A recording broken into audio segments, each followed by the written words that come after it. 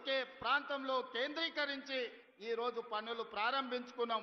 సరిగ్గా 16 నెలలు తిరిగే లోపల ఇది ఒక అంతర్జాతీయ స్థాయి ఎడ్యుకేషనల్ హబ్గా దీన్ని మార్చడానికి మేము ప్రయత్నం చేస్తున్నాం. ఇదే కాదు, మాకు కరువు, మాకు కందులు తప్ప ఏం పడవు. మా ప్రాంతంలో ప్రజలు రైతులు కందులు వండించాలి, కల్తీ కళ్ళు తాగాలి. ఇంతకంటే మా జీవితంలో ఏం లేదు. మా అక్కలు అందరికీ తెలుసు. కష్టపడి బాయికాడు నుంచి పొలం కాడ నుంచి ఇంటికి వస్తే కందిసేను కోసి సాయంత్రం పూట కల్తీ కళ్ళు 2 సీసాలు తాగితే కానీ మా నొప్పులు పోవు. ఎట్లా బాగుపడాలి మేము ఆలోచన చేసి విద్యుత్తునే కాదు ఇరిగేషన్ ప్రాజెక్టులు కట్టాలని, అందుకే కృష్ణా నది జలాలు మా పక్క నుంచి పోతుంటే చుక్క నీరు రాక ఎడారిగా కరువు ప్రాంతంగా ఉన్న కొడంగల్ను, నారాయణపేట, మక్తల్ని కృష్ణా నది జలాలతో తడపాలి అని మక్తల్, నారాయణపేట, కొడంగల్ లిఫ్ట్ ఇరిగేషన్ ని ప్రారంభించుకోవడమే కాదు, దాదాపు 5,000 కోట్ల రూపాయలతోటి ప్రతి ఎకరాలకు నీళ్లు ఇవ్వాలని మా మిత్రుడు శ్రీహరి గారి ప్రయత్నం వల్ల భూసేకరణ సంవత్సరాల కొద్దీ వాయిదాలు పడుతుంది.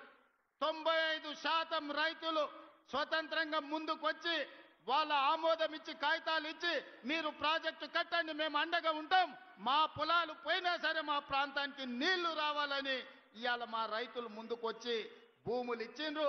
రేపు మంత్రివర్గంలో ఆమోదం పొందితే 3 నెలల్లో ఉధృతంగా పనులు జరుగుతాయి. 3 ఏళ్లల్లో కొడంగల్లో ఉండే ప్రతి మారుమూల ప్రాంతానికి కృష్ణానది జలాలను తీసుకొచ్చి ఈ భూములను తడిపి మా రైతాంగాన్ని ఆదుకునే బాధ్యత ఇవాళ మేము తీసుకున్నాం. ఇది ఒక్కటే సరిపోతుందంటే సరిపోదు, మాకు పరిశ్రమలు రావాలి. లగచర్లలో మేము భూసేకరణ చేస్తే కొంతమంది కుట్రలు చేసి అమాయకులైన రైతులను రెచ్చగొట్టి అధికారుల మీద దాడులు చేయించి ఈనాడు అన్యాయంగా రైతులు కేసులలో ఇరుక్కున్నారు. అందుకే వాళ్ళందరితో మాట్లాడినాం, వాళ్ళ ఆలోచనలు పంచుకున్నాం. వాళ్ళు అడిగినంత నష్టపరిహారం, వాళ్ళు అడిగినన్ని ఇండ్లు కట్టుకోవడానికి ఇందిరమ్మ ఇండ్లు మంజూరు చేసినాం. ఇవాళ లగచర్ల, హకీంపేట, పోలేపల్లి ప్రాంతంలో 3 నుంచి 4,000 ఎకరాల భూమి రైతులు ముందుకొచ్చి ఇస్తున్నారు. అంతర్జాతీయ స్థాయి పరిశ్రమలను, పెట్టుబడులు అక్కడికి తీసుకొచ్చి ఎవరైనా పెట్టుబడి పెట్టాలి అనంటే ఆ పెట్టుబడికి రక్షణ, లాభం ఉండే విధంగా లగచర్ల పారిశ్రామిక వాడను మేము పనులు ప్రారంభించుకుంటున్నాం. మా నియోజకవర్గం ఒక్క పారిశ్రామిక కేంద్రంగా గొప్పగా రాణించే విధంగా ఎట్లయితే ఢిల్లీ పక్కన నోయిడా ఉందో, ఆ నోయిడా ఈ దేశానికి ఆదర్శమైన పరిశ్రమలకు వేదిక అయిందో, ఈనాడు తెలంగాణకు నోయిడాగా కొడంగల్ నియోజకవర్గాన్ని తీర్చిదిద్ది లగచర్ల పారిశ్రామిక వాడను అంతర్జాతీయ గుర్తింపు తీసుకొచ్చే విధంగా మా రైతులు, మా పిల్లల జీవితాలలో ఉద్యోగాలు ఇప్పించి వాళ్ళకు విద్యనే కాదు మా పరిశ్రమల్లో ఉద్యోగాలు ఇచ్చే విధంగా ప్రణాళికలు ఈరోజు చేపడుతున్నాం. ఇవి సరిపోదు, పరిశ్రమలు వేగంగా అభివృద్ధి చెందాలంటే రైల్వే లైన్లు కావాలి. అందుకే వికారాబాద్ కృష్ణా రైల్వే లైన్ ఈనాడు వికారాబాదు, పరిగి, కొడంగల్, నారాయణపేట, మక్తల్ నుంచి కర్ణాటక రాష్ట్రానికి రైల్వేను తీసుకొచ్చి రైల్వే లైన్లకు కేంద్ర ప్రభుత్వం ఆమోదమే కాదు రాష్ట్ర ప్రభుత్వం ఇవ్వాల్సిన నిధులన్నీ ఇచ్చినాం.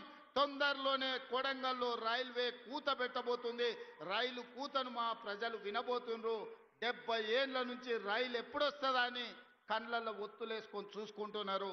రాబోయే కొన్ని నెలల్లోనే రైల్వే పనులు చేపట్టబోతున్నాం.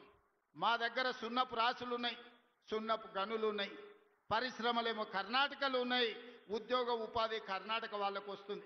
అందుకే మా కొడంగల్ మండలంలో తొందరలోనే పెద్ద సిమెంట్ పరిశ్రమను పెట్టి వేలాది మంది ఈ ప్రాంతంలో ఉండే నిరుద్యోగులకు ఉద్యోగాలు ఇప్పించే బాధ్యత తీసుకుంటున్నాం.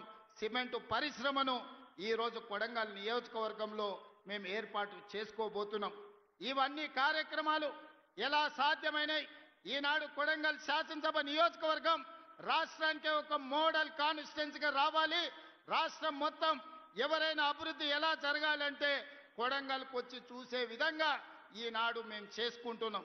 మరి ఇంత కీలకమైన సందర్భంలో సర్పంచ్ ఎన్నికలు రాబోతున్నాయి. మా యువకులు అందరు ఇక్కడ ఉన్నారు, మా అక్కలు ఉన్నారు. సార్ నిన్నైతే ఎమ్మెల్యే చేస్తే ముఖ్యమంత్రి అవుతుంది, మరి మా ఊళ్ళో పరిస్థితి ఏంది, మోరేంది, కరెంట్ ఏంది, నీళ్ళేంది, ఊర్ల సమస్యలు ఏందని అడుగుతున్నారు. నాకు తెలిసి రాబోయే 3-4 రోజుల్లోనే రాష్ట్ర ఎన్నికల సంఘం సర్పంచ్ ఎన్నికల్ని నిర్వహించబోతుందని నాకు సమాచారం ఉన్నది. ఈ వేదిక మీద నుంచి మా మిత్రులకు ప్రతి గ్రామంలో మంచోళ్ళని సర్పంచులుగా ఎన్నుకోండి. మన నియోజకవర్గాన్ని అభివృద్ధి చేసుకుందాం. అభివృద్ధిని అడ్డుకునేటోళ్ళని సర్పంచులను చేయకండి. అభివృద్ధికి సహకరించి నా దగ్గర వచ్చి కూర్చొని ఏమి కావాలనో అడిగి గ్రామంలో ఇంటింటికి